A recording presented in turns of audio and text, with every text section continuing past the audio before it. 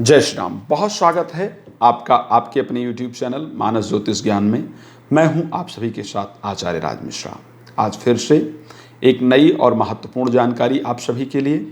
किस प्रकार होगा जून का माह जो हमारे वृष राशि के दर्शक हैं उनके लिए। आइए सबसे पहले थोड़ा सा वृष राशि के दर्शक हमारे किस प्रकार के होते हैं उनकी जानकारी आपको देते हैं, उसके बाद आगे चर्चा को प्रारंभ करते हैं।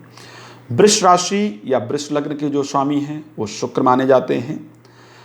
अगर देखा जाए शुक्र को लेकर के वृष राशि के जो लोग होते हैं, सुगठित शरीर होती है, सुंदर शरीर होती है, आकर्षक जो चेहरा होता है वो आकर्षक होता है, मध्यम कद होता है और गोल जो है चेहरा होता है, बड़ी चमकदार आंखें होती हैं और आकर्षक व्यक्तित्व होता है, प्रसन्न हृदय, प्रभावशाली, दूसरे को हमेशा खुश रखने की कोशिश करना, संगीत इत्यादि से बहुत प्रिय जो बहुत प्रेम होता है वो होता है, मधुरभाषी होते हैं और उदार हृदय होते हैं। मतलब दिल किसी के प्रति भी अगर कोई थोड़ा सा भी रो दे तो ऐसे लोग बहुत जल्दी पिघलते हैं और दूसरों की मदद को करने के लिए बहुत जल्दी तैयार होते हैं।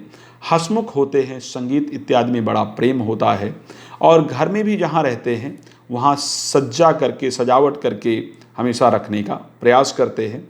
व्यापार इत्यादि करना ऐसे लोगों को अच्छा लगता है और व्यापार में अच्छा लाभ भी प्राप्त होता है। अगर देखा जाए तो इस ऐसे लोगों को एक्टिंग के क्षेत्र में, कपड़े के व्यवसाय के क्षेत्र में निश्चित रूप से बहुत अच्छी सफलता प्राप्त होती है। वस्त्र का व्यवसाय हो गया, एक्टिंग का क्षेत्र हो गया, परफ्यूम इत्यादि का व्यवसाय हो गया, ये सब व्यापार जो है वो बड़े लाभप्रद होते हैं। मीडिया से संबंधित जितने भी कार्य करते हैं उसमें आपको लाभ की प्राप्ति होती है।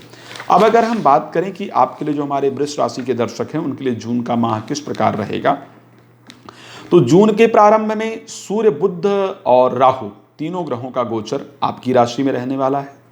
आपके राशि स्वामी जो शुक्र हैं वो करीब 22 तारीख तक सेकंड हाउस के अंदर गोचर करेंगे सूर्य के साथ। 15 तारीख तक सूर्य के साथ नहीं रहेंगे, अकेले गोचर करेंगे। 15 तारीख के बाद सूर्य भी पहुंच जाएंगे और बाकी जो ग्रहों का वातावरण रहेगा, शनि 9th हाउस में रहेंगे, केतु 7th हाउस में रहेंगे, मंगल जो है वो 3rd हाउस के अंतर्गत होंगे। क्या इनका प्रभाव आपके जीवन पर पड़ेगा, आइए इसकी चर्चा करते हैं।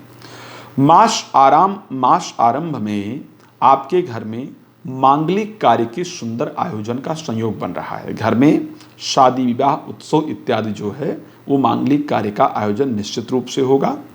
वाणी समाज को प्रभावित करने वाली होगी। सिंगिंग इत्यादि के क्षेत्र में यदि हैं आपको बहुत अच्छी सफलता प्राप्त होगी। धन आगमन का अचानक संयोग निश्चित रूप से बनेगा, यानी घर में मांगलिक कार्य है, धन के आयोजन का भी सुंदर संयोग बनता हुआ दिख रहा है।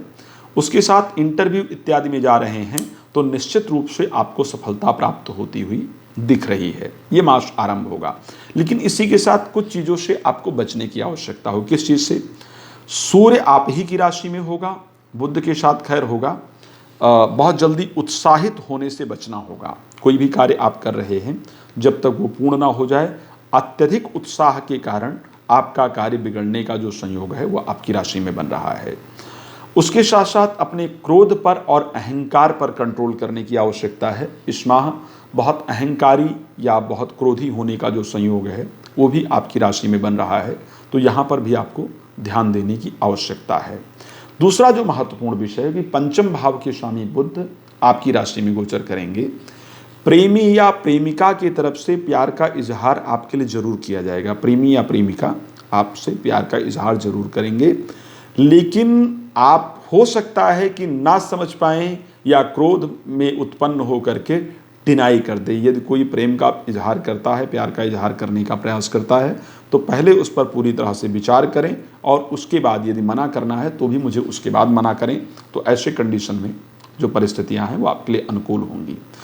3rd हाउस के अंतर्गत मंगल का गोचर इस चीज़ को पूरी तरह से दर्शा रहा है कि आप जल्दबाजी में काम करने का प्रयास करेंगे, जो मैंने स्टार्टिंग मेंशन किया है, और उससे आपको नुकसान का सामना जरूर करना पड़ सकता है।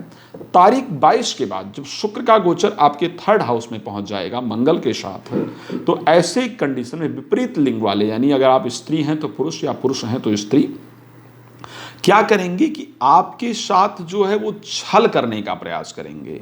तो तारीख 22 के बाद यदि कोई आपके जीवन में प्रवेश करने का प्रयास करे तो यहाँ पर बहुत सोचने समझने की आवश्यकता है और बहुत सोच समझ करके आगे बढ़िएगा ताकि आपको सफलता की प्राप्ति हो।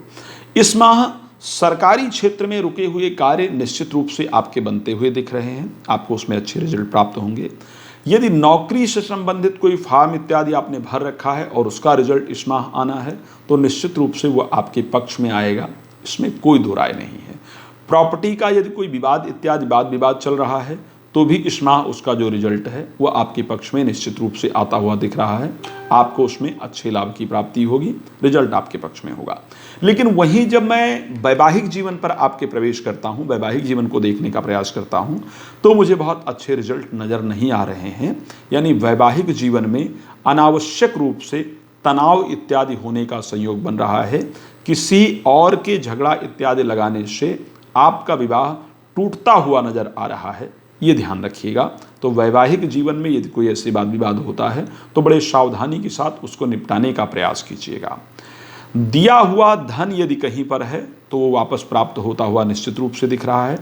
एजुकेशन की दृष्टि से भी ये वर्ष, ये महीना आपके लिए बहुत सुंदर है, यानी पढ़ाई में आपको अच्छे लाभ की प्राप्ति निश्चित रूप से होने वाली है।